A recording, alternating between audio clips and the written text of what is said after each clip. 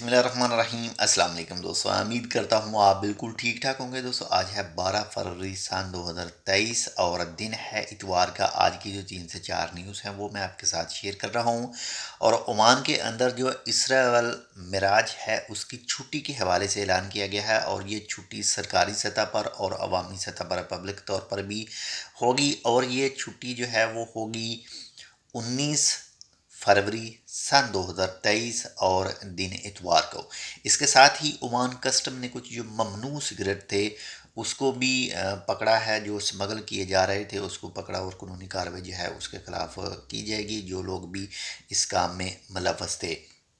और इसके साथ ही बातना में मिनिस्ट्री ऑफ लेबर की तरफ से एक ख़ास प्रोग्राम है वो तरतीब दिया गया है ट्रेनिंग के लिए ओमानियों को, ताकि वो फील्ड में अच्छी से अच्छी जॉब हासिल कर सकें और अच्छे से अच्छा जो है वो परफॉर्मेंस दे सकें।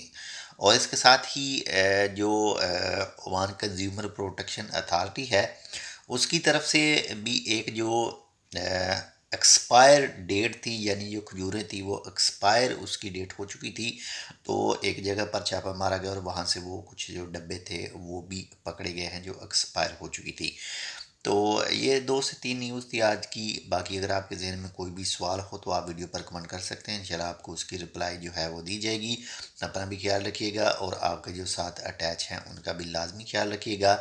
लम्हा ब लम्हा जो सीरिया यानी शाम और तुर्की में जो ज़लज़ला आया है उसमें मुख्तलिफ ममालिक जो हैं वो इमदादी सामान जो है वो भेज रहे हैं, और इनमें ओमान भी शामिल है। ओमान भी 2-3 बार जो है वो जो न्यूज़ में सामने आ चुका है, 2-3 बार जो है वो इमदादी सामान जो है वो भेज चुका है। इसके अलावा हो सकता है मैं भी कुछ जो सिंगल फ़र्द हैं जो वो भी सामान जो है वो सेंड करते हों। तो बहुत ज़्यादा शुक्रिया वीडियो को देखने के लिए। इंशाल्लाह मिलते हैं आपसे दूसरी अपडेट के साथ, तब तक के लिए अल्लाह हाफिज़।